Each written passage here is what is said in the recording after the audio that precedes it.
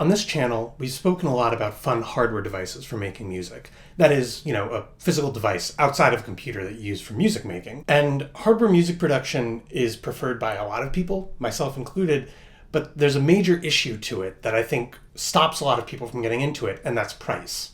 Like, imagine you wanted to go out and buy a Teenage Engineering OP1. You'd be shelling out well over $1,000. Or something like the Synth Deluge. You'd be shelling out $1,000. Something like the Electron Digitone. You'd be shelling out $800. I'm using the verb shelling out a lot, I just realized. Is this what it feels like to be a shell out? My concern, though, is that when I feature a lot of devices like that on this channel, I worry that I'm giving people the impression that you need to spend a lot of money to get into making music. And that's really not the case. If you've got a computer, you've basically got all you need to break into the world of music production. So in this video, I wanted to cover 3 software synths.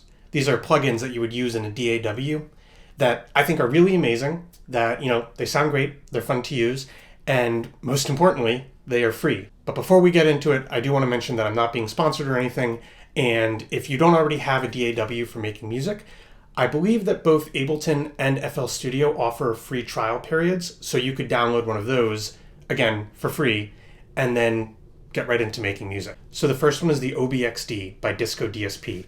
It's meant to emulate a classic synth called the Oberheim OBX, which I've never actually used, so I can't claim to say that it's like a totally accurate recreation. What I can say is that I think it sounds great. I actually really love the UI and the way they recreated the panel of an old synthesizer.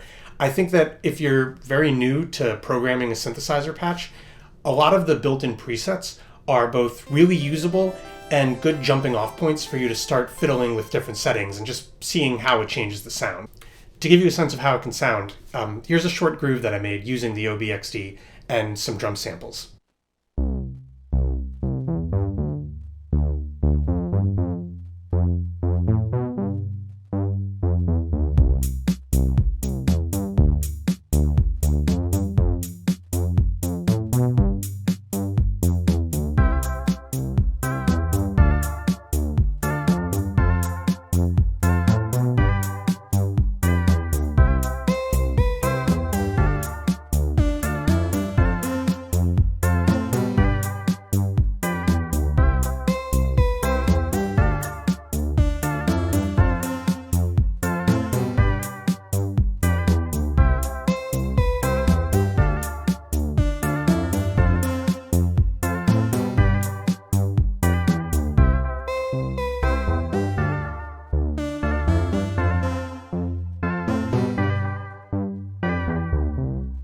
Next up is Dext by Digital Suburban, which is modeled after the Yamaha DX7. Like the DX7, Dext makes sounds using a kind of synthesis called frequency modulation. Now, frequency modulation is kind of complicated, but the basic idea behind it is that you've got sine waves. Those are the ones that are smooth going up and down. And those are either going to be sounds that you hear, or they're going to modulate the pitch of the ones that you hear.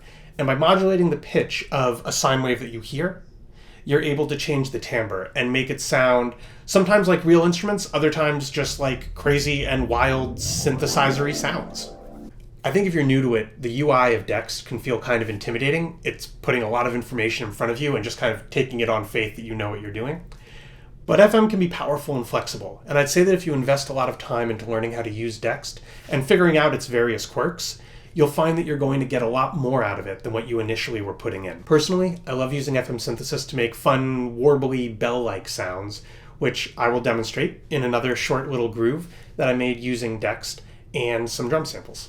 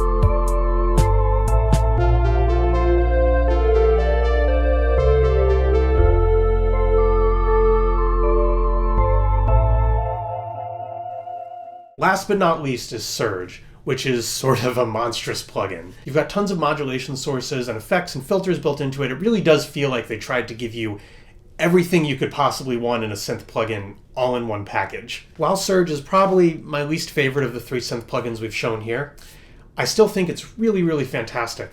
And having all those modulation sources gives you tons of potential for really weird and wacky sound design. Like, I don't know, just randomizing a ton of different parameters and seeing what happens.